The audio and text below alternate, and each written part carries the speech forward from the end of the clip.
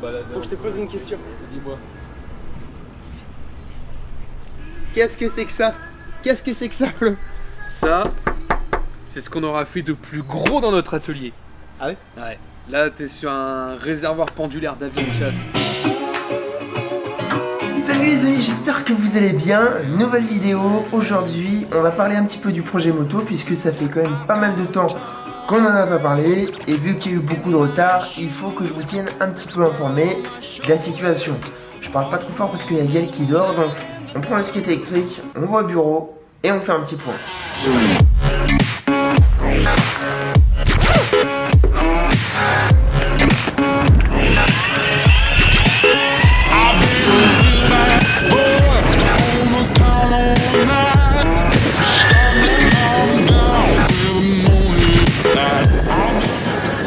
Ok, direction le studio, c'est un petit peu compliqué de vlogger ce soir.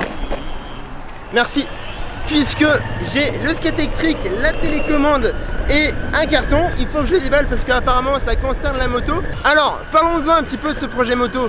Comme vous le savez, je suis parti à Tahiti et à Los Angeles, c'est-à-dire très loin, pendant un peu plus de 3 semaines. Et ce qui est très cool, c'est que les French Monkeys ont quand même bossé sur le projet pendant que j'étais là-bas. Donc ça c'est cool, ça veut dire que le projet a bien avancé, la moto est terminée pratiquement à 100%. Il reste quelques trucs à faire, sauf que aujourd'hui c'est impossible, on peut pas rouler puisque on a un gros problème. Bonsoir. Ça va? Ah putain, T'arrêtes, que regarde pas ces chiffres ça.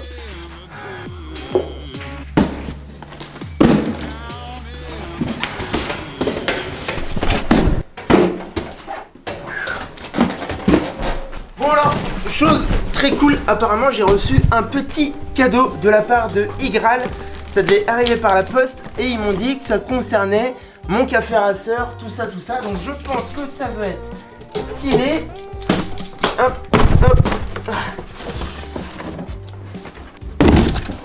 DMD, OMD, je sais pas comment ça se prononce, mais Helmet, à mon avis, c'est un casque. Alors ça tombe bien puisque j'ai un vieux casque dégueulasse qui ne me sert plus du tout. Oh, stylé les gars, stylé de ouf. Les amis, mon nouveau casque qui va aller avec le café racer. C'est trop stylé en vrai. J'essaye. Ça me va bien? Oh, là il faut plus que je m'achète des petites lunettes et... Bon, je fais pas trop le beau parce que pour l'instant il n'y a pas de moto, pas de plaque d'immatriculation, donc on va pas s'emballer. En tout cas c'est un super casque, franchement je kiffe de ouf. Écoutez, un grand merci à Igral, c'est eux qui m'ont envoyé ça. Et j'en profite un petit peu pour vous parler de ce qu'ils font puisqu'ils sponsorisent cette vidéo, donc un grand merci à eux. J'ai plein de potes qui utilisaient Igral et moi je ne connaissais même pas. Et quand ils m'ont expliqué le concept, j'ai trouvé ça hyper intéressant. Alors Igral, c'est une plateforme de cashback qui te permet de faire des économies sur ce que tu vas acheter en ligne. En gros, t'achètes un casque qui te coûte 200 balles, et bien toi, tu vas récupérer à peu près 2, 3, 4, 5, 6, 7, 8 euros, je sais pas calculer. Mais en tout cas, voilà, ça te permet de récupérer une petite partie de ton achat et de pouvoir te les virer ensuite sur ton compte en banque. En fait, comment ça marche? Vous savez, ça utilise le même principe que l'affiliation. C'est-à-dire que, par exemple, sous cette vidéo, vous avez des liens Amazon ou Cdiscount. Quand vous cliquez dessus, ça vous renvoie vers le produit et moi je vais toucher une petite commission. Et bien là, quand vous passez directement depuis le site de Igral, vous allez cliquer sur le revendeur, sur le site marchand que vous voulez aller visiter. Ça peut être Amazon, ça peut être... Enfin bref, il y en a plein, il y a, je crois, je sais pas, ils ont des milliers et des milliers de sites partenaires. Et en gros, à chaque fois que vous cliquez à partir de Igral, en gros vous allez toucher une petite partie des ventes que vous aurez achetées. Ah oui, petite nuance, tu peux pas récupérer ton argent à partir de 5 euros.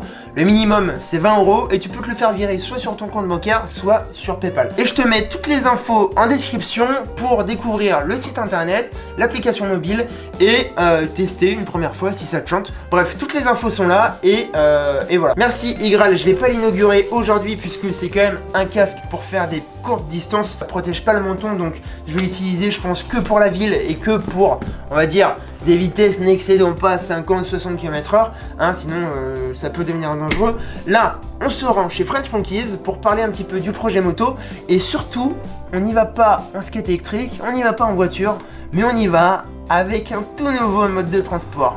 Vous allez kiffer.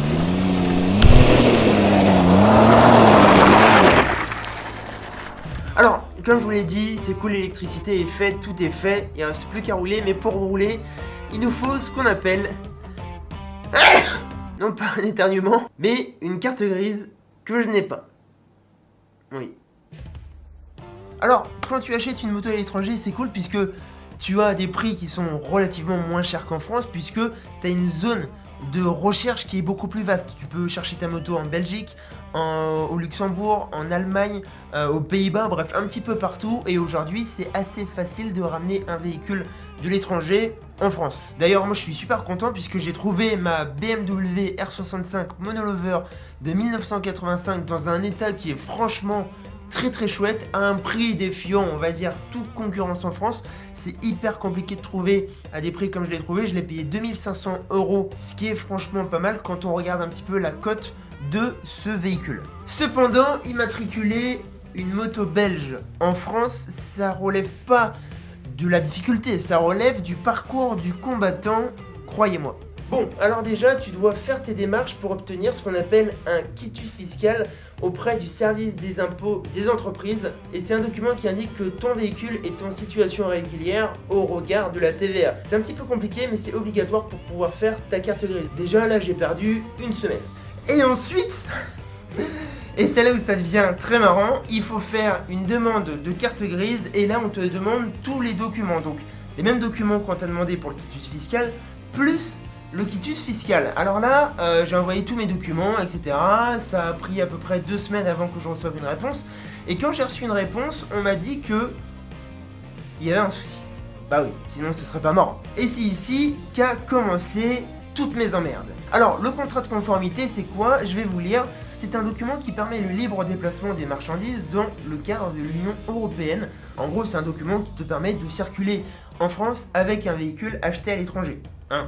Jusque-là, il n'y a rien de compliqué. Là où ça se complique, vous allez voir, c'est très marrant, c'est que cette loi a été votée et a été mise en application en 1993. C'est-à-dire que à partir de cette date, tous les véhicules qui ont été fabriqués ont un certificat de conformité européen, ce qui permet leur libre circulation en Europe. On peut l'acheter en Belgique, venir en France, et c'est assez simple.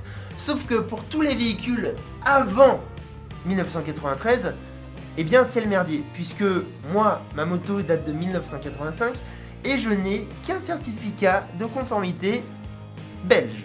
C'est-à-dire que si je veux pouvoir rouler en France, je suis obligé d'avoir un certificat de conformité européen, et c'est là où c'est un petit peu casse-couille. Alors, j'ai retourné le problème dans tous les sens, et finalement j'ai trouvé la solution en me renseignant vraiment de manière genre isocèle, équilatérale, tout ce que vous voulez sur internet. J'ai passé un temps fou. Et j'ai trouvé qu'il fallait faire une demande auprès du constructeur, auprès de BMW Motorrad. Alors pour avoir ce document, ça peut paraître simple, il suffit juste de remplir un papier et de payer 170 € tout de même.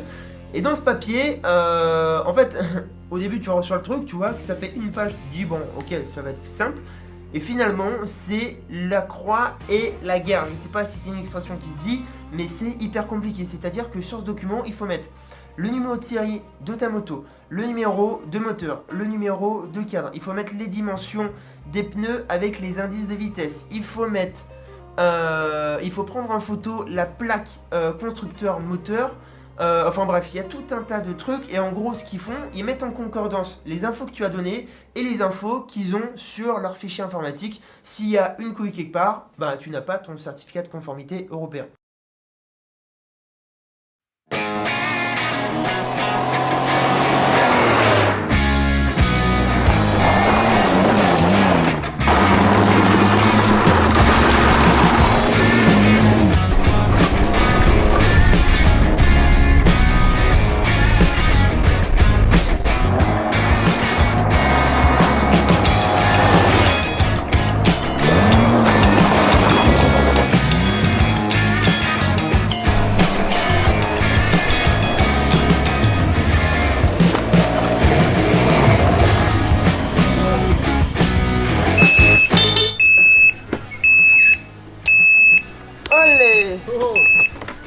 ton chien.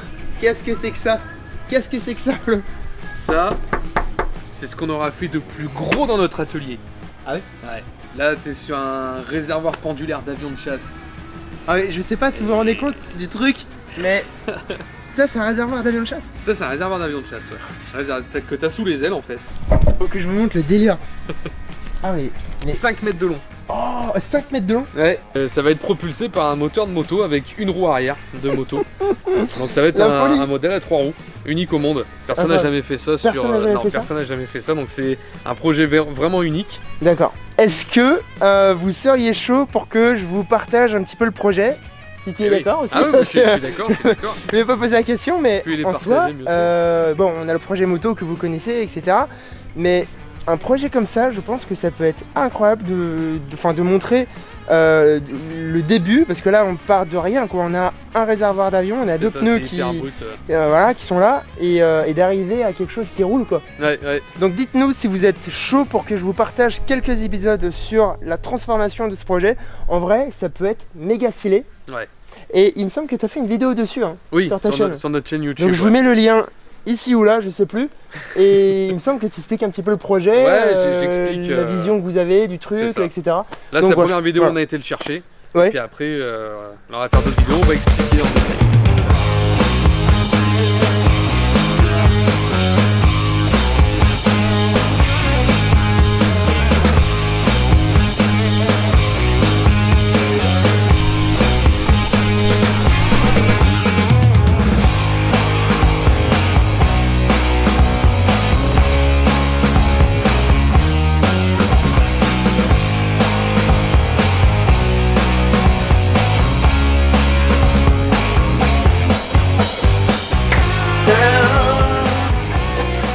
Elle est là, elle n'a pas bougé.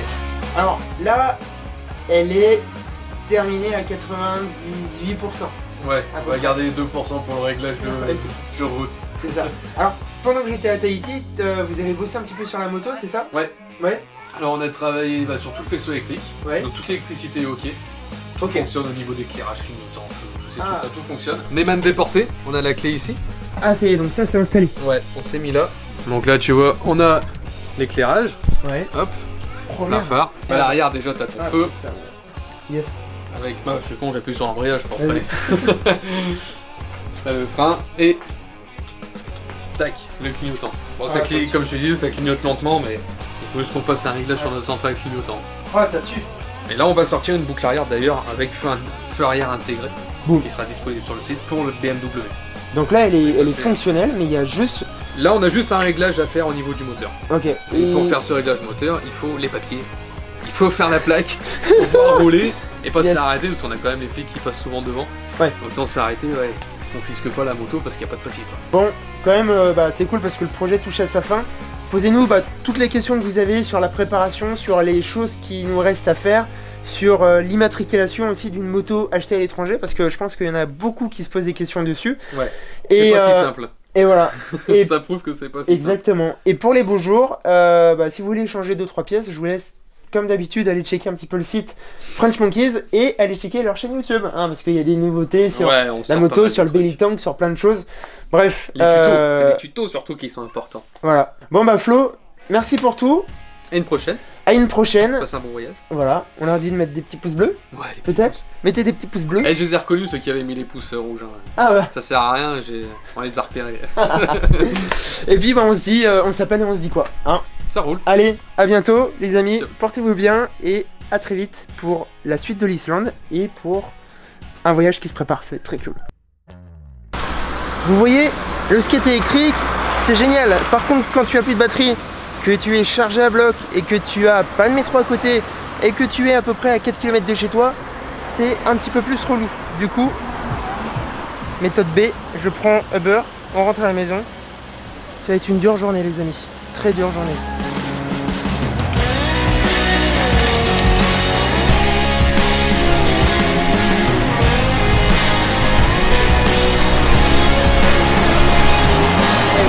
Bonjour.